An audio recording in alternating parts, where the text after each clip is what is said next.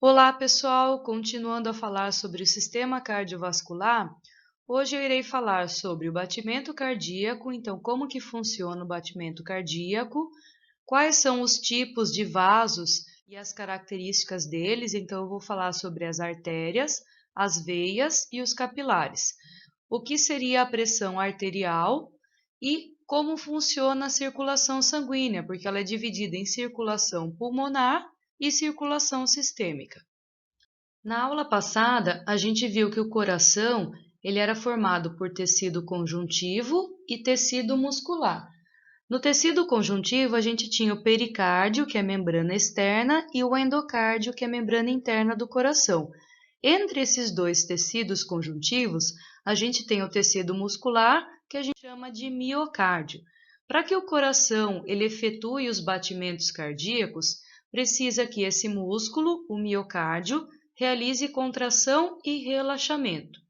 A gente viu na aula anterior também que a contração ela é chamada de sístole e o relaxamento é chamado de diástole.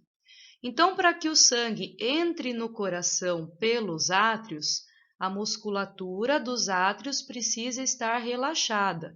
Então, precisa acontecer a diástole para que o sangue chegue aos átrios, tanto no átrio direito quanto no átrio esquerdo. Agora, o sangue que está nos átrios precisa ir para os ventrículos. Então, precisa acontecer a sístole do átrio e a diástole do ventrículo. Então, o sangue sai do átrio, chega no ventrículo. O sangue no ventrículo agora precisa sair para as artérias. Então, precisa acontecer a sístole no ventrículo para que o sangue seja expulso do coração. Então, seguindo a sequência dessa figura aqui, nós temos a diástole nos átrios, então enche de sangue nos átrios. Acontece a sístole nos átrios, para que o sangue chegue aos ventrículos. Acontece a sístole nos ventrículos, para que o sangue saia pelas artérias, tanto a artéria pulmonar quanto a artéria aorta. Esse batimento cardíaco a gente chama também de ciclo cardíaco. Nós precisamos entender que o sangue ele sempre vai seguir o mesmo destino, o mesmo sentido. Então, sempre chega no átrio, vai para o ventrículo, sai pela artéria. Chega no átrio, vai para o ventrículo e sai pela artéria. Então, o batimento cardíaco, o sangue segue um sentido único. Esse batimento cardíaco, ele é responsável por mais ou menos 60 a 70 vezes de batidas por minuto, quando uma pessoa está em repouso. Então, se você contar lá no relógio em repouso, o seu coração vai bater em torno de 60 a 70 vezes. O som que a gente escuta da batida, ele corresponde àquela abertura e fechamento das válvulas. O que são as válvulas? Elas ficam entre o átrio e o ventrículo. Então, quando acontece a sístole no átrio, abre a válvula e o sangue vai para o ventrículo. Então, esse som que a gente escuta é de abertura e fechamento das válvulas. Quando acontece a sístole no ventrículo, que seria a contração do ventrículo, o sangue ele vai ser direcionado para as artérias. Então, se o sangue estiver no ventrículo direito, vai para a artéria pulmonar. Se o sangue estiver no ventrículo esquerdo, a sístole vai mandar o sangue para a artéria aorta. Essa força que o sangue vai exercer contra a parede das artérias, que pode ser a artéria pulmonar ou a artéria aorta, vai provocar uma dilatação nessas artérias, e isso é o que a gente chama de pressão arterial. Então, quando a gente fala em pressão arterial, é a força que o sangue está fazendo sobre a parede das artérias. Então, a gente vai medir essa pressão arterial mais próximo do coração possível, porque quanto mais afastado do coração, essa pressão ela vai reduzindo. A medida da pressão arterial é em milímetros de mercúrio, representadas por mmHg. Hg é a sigla para mercúrio. Esta pressão máxima, que é a pressão da sístole do ventrículo, da contração do ventrículo, ela vale 120 milímetros de mercúrio. Então, quer dizer que se eu medir a pressão na artéria logo após o sangue ter saído do ventrículo, vai ser a máxima pressão e ela é em torno de 120 milímetros de mercúrio. A pressão mínima, que é a pressão referente à diástole, que é o relaxamento do ventrículo, ela equivale a 80 milímetros de mercúrio. Então, a gente diz que uma pressão de uma pessoa normal é 12/8. Então, 12 representa a pressão máxima e o 8 representa a pressão mínima. Bom, nós temos 3 tipos de vasos sanguíneos. Então, nós temos as artérias, as veias e os capilares. Quais são as diferenças entre esses 3 tipos de vasos sanguíneos? Então, as artérias são aqueles vasos que saem do coração. Então, eles vão direcionar o sangue para fora do coração. Como esse sangue ele tem que sair com uma alta pressão, as paredes dessas artérias elas são muito grossas, muito espessas, muito musculosas e também muito elásticas. Por que isso? Para que o sangue ele saia com uma alta pressão. Então, o sangue que sai do coração, por exemplo, ele tem que chegar até o dedão do seu pé. Então, para que ele chegue até lá, esse sangue tem que ser direcionado numa alta pressão. Ao redor do coração existem algumas artérias que são chamadas de artérias coronárias. Elas são responsáveis por abastecer o miocárdio com gás oxigênio. As veias, elas vão chegar ao coração. Então, aqueles vasos sanguíneos que estão trazendo o sangue até o coração são chamados de veias. As paredes das veias são um pouco mais finas se comparada com as das artérias e a pressão também é menor se comparada com as artérias. Como a pressão dentro das veias ela é um pouquinho menor se comparada com as artérias, existem dentro das veias algumas válvulas, também chamadas de válvulas, para impedir que esse sangue ele retorne, então para impedir o refluxo.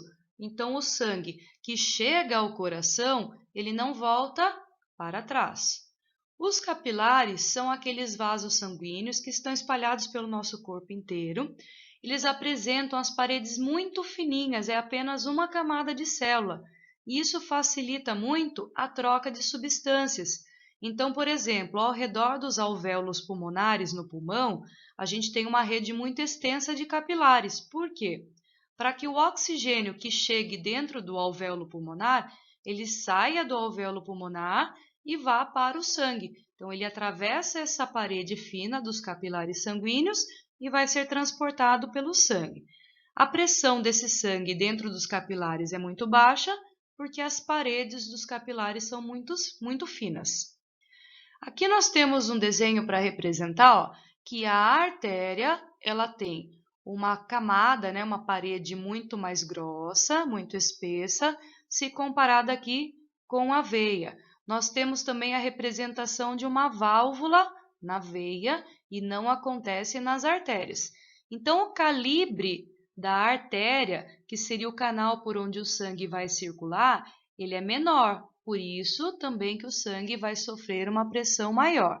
Aqui o calibre dentro das veias é um calibre maior, a pressão sanguínea também é um pouco menor.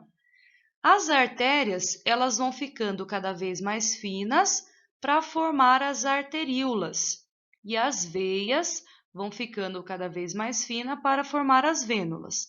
Tanto as arteríolas quanto as vênulas também se ramificam e geram os capilares, que vão formar uma rede que vai conectar tanto as artérias quanto as veias.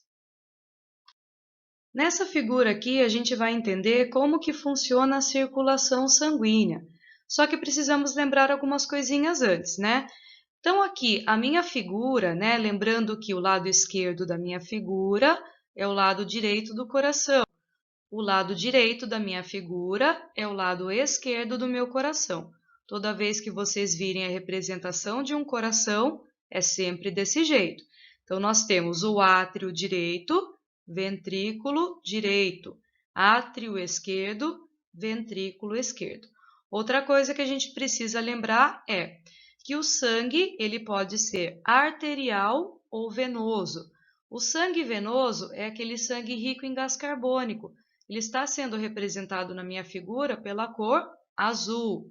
Então, quer dizer que do lado direito do meu coração circula apenas o sangue azul, que é o sangue venoso, rico em gás carbônico. No lado esquerdo do meu coração circula apenas o sangue vermelho aqui, que é o sangue arterial. O sangue arterial é aquele rico em oxigênio. Então, vai chegar no coração o sangue rico em oxigênio, tá? Então, vamos entender aqui como que acontece a circulação. Eu vou começar analisando aqui o que acontece nos pulmões. Então, quando a gente faz a inspiração, chega até os alvéolos pulmonares o gás oxigênio. O gás oxigênio tem que sair do alvéolo, passar, atravessar a parede do capilar sanguíneo para chegar na corrente sanguínea. Lembrando que o oxigênio ele vai se ligar ao pigmento hemoglobina que está dentro da hemácia e assim ele vai ser transportado pelo sangue, transformando esse sangue em sangue arterial, que é o rico em oxigênio. Esse sangue arterial ele vai chegar no coração pelo átrio esquerdo, lembrando que o sangue sempre chega pelo átrio e sempre sai pelo ventrículo. Então, o sangue ele vai chegar pelo átrio esquerdo, vai abrir a válvula, vai para o ventrículo esquerdo e fecha a válvula.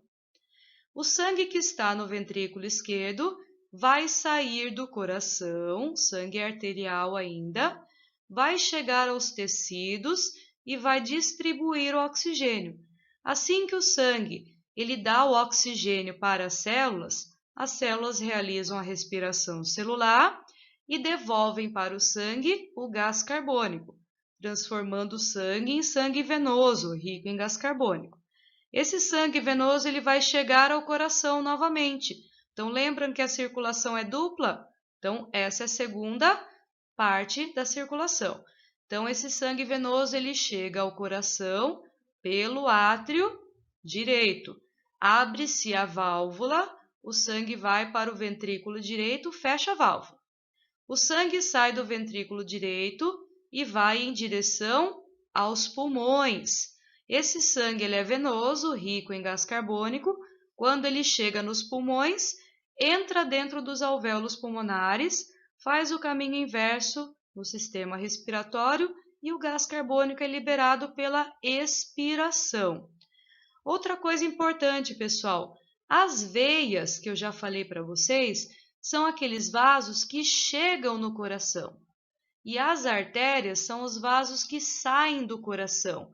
Então, lembrando que na artéria eu tenho uma alta pressão e na veia uma menor pressão. Então, por isso que o sangue que sai tem que sair por artérias. Então, agora vamos analisar de novo a circulação, dando nome para os vasos sanguíneos. Então, o sangue arterial que sai dos pulmões chega ao átrio esquerdo pelas veias pulmonares. Então, veia chega ao coração. Por que veia pulmonar? Porque veio dos pulmões. Então, vai da veia pulmonar para o átrio esquerdo. Abre a válvula, vai para o ventrículo esquerdo. Agora, do ventrículo, vai ter que sair do coração. O vaso que sai é uma artéria.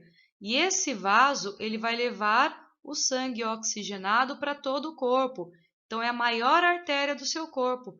Ela é chamada de artéria aorta. Daí, o que acontece? A respiração celular nos tecidos, o sangue se torna venoso, rico em gás carbônico. Ele vai ser transportado e vai chegar no átrio direito. Para chegar no átrio, tem que ser uma veia.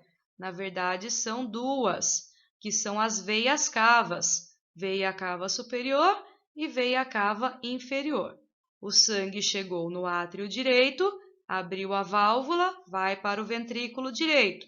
Agora, para sair do coração, tem que ser por uma artéria. E é uma artéria chamada de artéria pulmonar porque ela vai chegar ao coração. Lembrando também que, para que o sangue que está no átrio vá para o ventrículo, precisa acontecer a sístole no átrio e a diástole no ventrículo. Para que o sangue saia do ventrículo e vá para a artéria, precisa acontecer a sístole no ventrículo. E ao mesmo tempo acontece a diástole no átrio, que é o relaxamento, para que o sangue chegue novamente ao átrio. Então o sangue vai veia pulmonar, átrio esquerdo, ventrículo esquerdo, artéria aorta. Veias cavas, átrio direito, ventrículo direito e artéria pulmonar. Esse é o sentido da nossa circulação sanguínea. Essa parte da circulação é chamada de pequena circulação ou circulação pulmonar, que é onde o sangue venoso se transforma em sangue arterial. Essa outra parte da figura é a grande circulação ou a circulação sistêmica, em que o oxigênio ele vai ser entregue para os tecidos e vai acontecer a respiração celular.